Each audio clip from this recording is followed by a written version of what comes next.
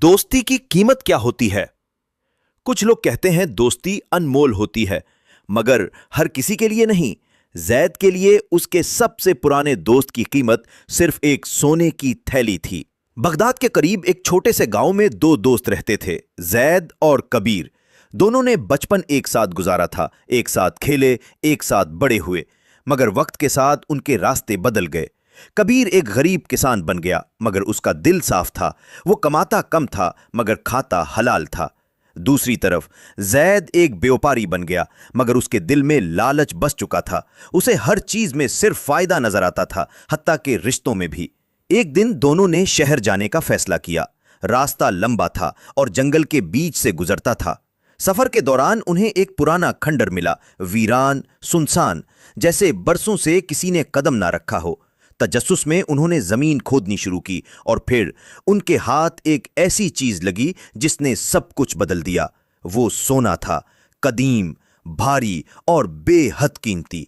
कबीर की आंखों में हैरत थी, मगर जैद की आंखों में लालच चमक रहा था। इस लम्हे जैद के दिल में एक ख्याल आया, अगर ये सोना सिर्फ मेरा हो जाए। रात हुई, जंगल खामोश हो गया। कबीर गहरी नींद सो रहा था, जैद जाग रहा था। उसकी नजरें खजाने पर जमी थीं, दिल में जंग चल रही थी। आधा क्यों बांटूं, ये सब मेरा हो सकता है। और फिर उसने वो फैसला कर लिया जो उसकी तकदीर बदलने वाला था। आहिस्ता से उसने खजाना उठाया, अपने दोस्त को देखा जो बेखबर सो रहा था, और फिर वो उसे वहीं छोड़कर भाग गया।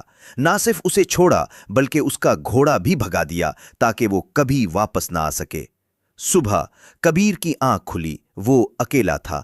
चारों तरफ खतरनाक घाटी थी, जहरीली हवा, सन्नाटा और मौत का साया।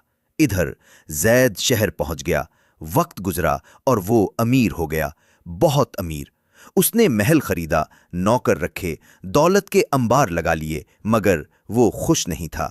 हर रात जब सब सो जाते, वो जागता रहता और उसे सुनाई देती कबीर की आवाज, जैद, मुझे अकेला क्यों छोड़ा।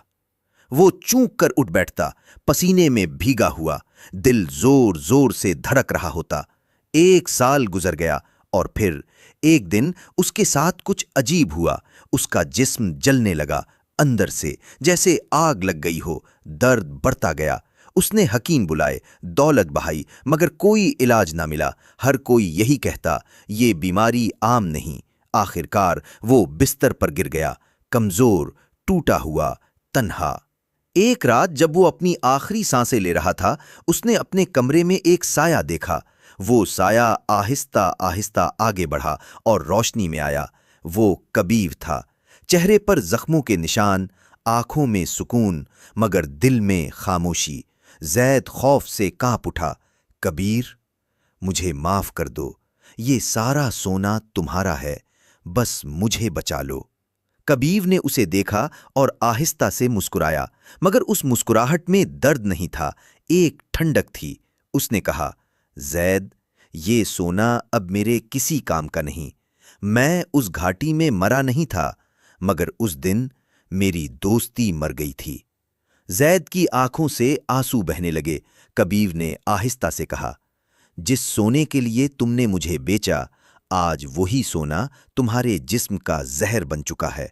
तुमने दौलत से महल खरीद लिया, मगर सुकून और वक्त नहीं खरीद सके।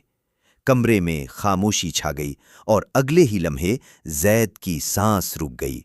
वो अकेला मर गया, अपने सोने के दरमियान, मगर बगैर सुकून के।